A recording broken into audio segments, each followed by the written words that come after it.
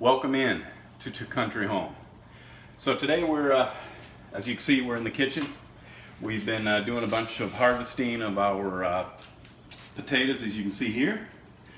So here in Zone 9A, we don't have your typical basement or cold storage area to store a bunch of produce.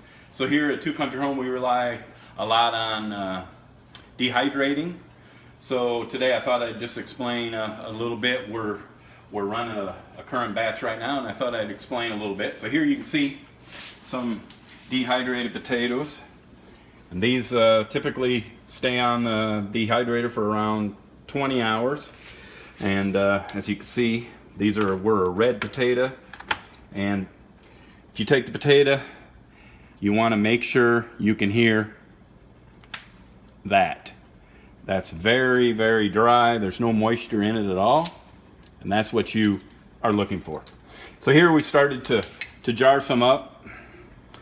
And actually we've done some blue potatoes as well. So we thought, in celebration of Memorial Day, we do a red, white, and blue type of a jar. So that's in process. These are half gallon. This is another full jar that's of our Mountain Rose that's been vacuum sealed with oxygen absorber. This is an example of a white. You can see we don't get any, black spots or anything in the potato. They dry really well. A lot of people get them where they turn black. We just don't have that problem.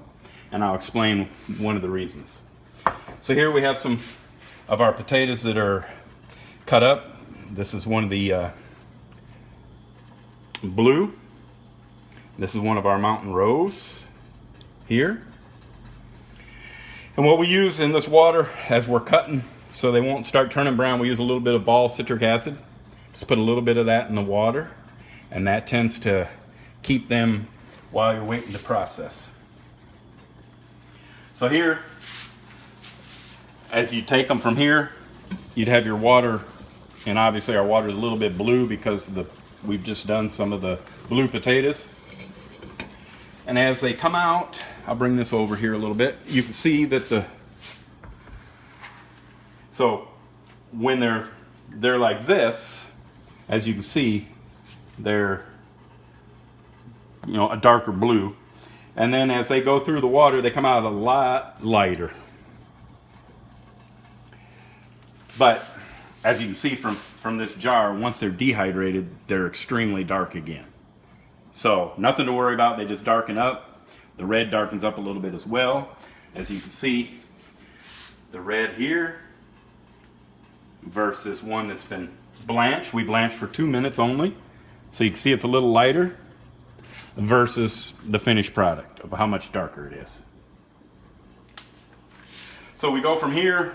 Once this is ready, we'll usually take them over here, lay out one of our trays.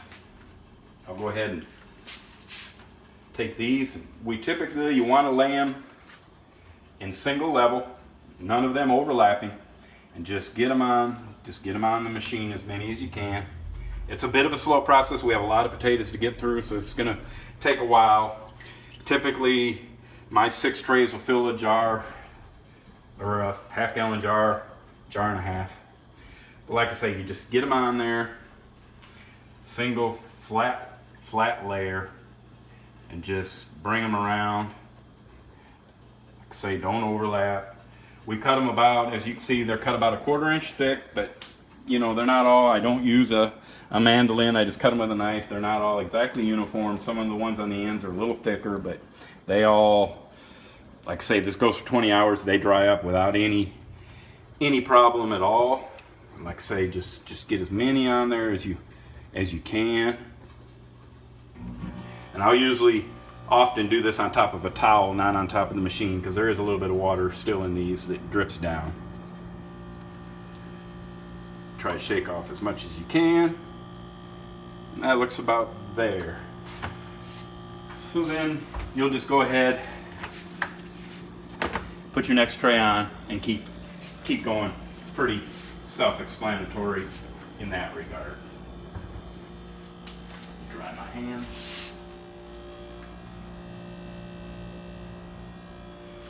So here, I'll just do a quick batch. We have our water boiling up in here. Just take a spoon, like I say, or just dump them if you're able to. Transfer them over into that boiling water. It'll cool the water down some, which is natural. When the water comes back up to a boil, you let it go 2 minutes. And then you get your potatoes back out and put them in your ice water to cool down and get them back on your dehydrator. When you get your racks full, obviously you'll dehydrate and then just, continue the process. So let me wash my hand real quick.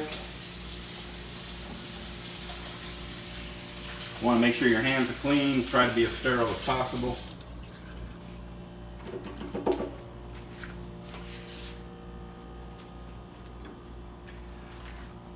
You want them dry because you don't want to introduce any moisture into any of your dehydrated product.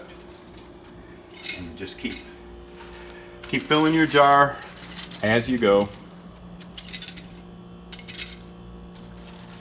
I'm not sure if this will do a full jar or not. I have another half jar over here as well that I need to complete today.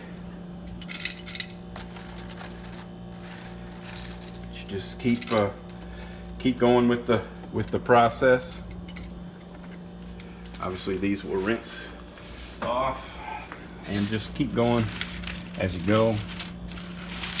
One tip here is if you have a small mason jar, you can put it in the center, or if you're loading up anything like mixed vegetables to keep it from falling through the hole, because that'll often happen. You should just keep filling your jars with your finished product.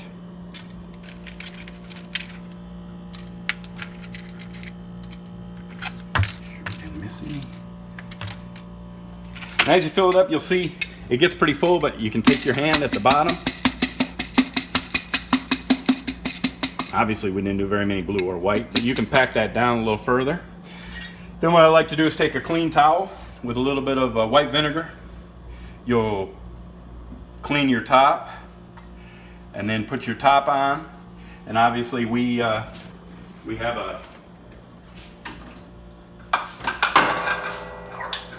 that. We have our 2 attachments for our food saver. That'll just slip over. It'll draw all the oxygen out of the jar, and you'll be able to store these. Just mark a date on them, and they'll store as long as you need them to. So this, I believe, that's been going about the amount of time we want. So we'll go ahead and grab those out. This lasts a little bit. Be careful with the pan because it'll obviously have a little steam. You just go in here.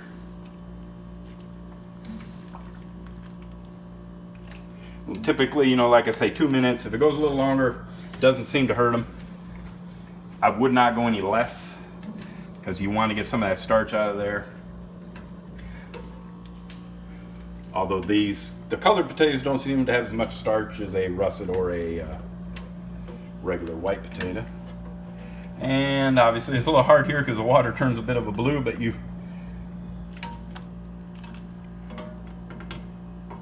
get out with your potatoes, put your lid back on, and obviously you just come back over and you complete the process of loading up your potatoes on your next level. And just keep coming around until you get all your racks full. And then, like I say, turn on the machine for dehydrating. So I just thought I'd explain how here at Two Country Home we store some of our potatoes, because we've done pretty well this year. We think we've gotten close to 200 pounds. We grow a mountain rose. We grow an all blue or a purple potato. We grow russet, white superior, the red New Orleans, so many different types. We also do this method with our dehydrator. We dehydrate a lot of our garlic for storage, and then we grind it in a spice mill and make our garlic powder or garlic salt. We do the same with our onions. So I just thought I'd do a short video to explain how we do some of our food preservation here at Two Country Home. I hope everybody has a safe and happy Memorial weekend. And if you like our videos, please subscribe. It would help our channel. With that, I think I'll catch you on the next video from Two Country Home.